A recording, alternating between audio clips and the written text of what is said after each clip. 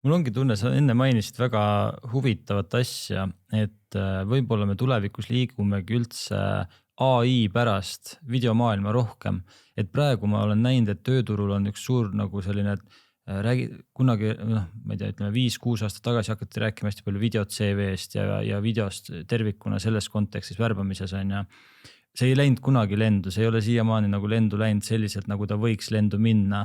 Et kas võib juhtuda, et just ai tegelikult lõpuks surub ühiskonna sinnamaani ja inimesed sinnamaani, et kuna ettevõtted hakkavad nõudma seda videot, siis me muutumegi üldse videovärbamisagentuuriks, et me ei saadagi enam CV-sid, meil ongi ainult videod. Need videod on kohe personaalsed intervjuud, seal on kuidagi mingisugused tööriistad, tarkvarad, mingid lahendused, mis tuvastavad ära, kas sul on seal paralleelselt mingi ai lahti või mitte. Et äkki ongi see video siis lahendus kõigele või? No mina mäletan seda aega, sellest on väga palju aastaid möödas, kui ma töötasin Swedbankis ja see oli see aeg, kui alles esimesed videointervjuu sellised lahendused hakkasid tulema turule, et sa saad saata kandidaatidele küsimused ja nemad pidid siis ennast filmima ja meie siis värbajatena pärast vaatasime neid videosid, eks ole. No sellest on jah 10+ aastat juba möödas.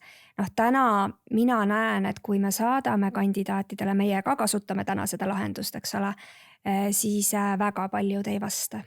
Et ikkagi paljude jaoks on veel see iseendaga rääkimine ekraani vahendusel nagu kummaline ja nad kardavad seda teha, aga noh, siinsamas ma mäletan Swedi ajal oli meil see põhimõte, et kui inimene ei julge isegi seda uut lahendust proovida, siis ilmselgelt ta meile ei sobi, sellepärast et töö juures tuleb sul iga päev ette neid olukordi, mis võivad sulle nagu uued olla, ebamugavust tekitada, aga sa pead ikkagi nende olukordadega toime tulema.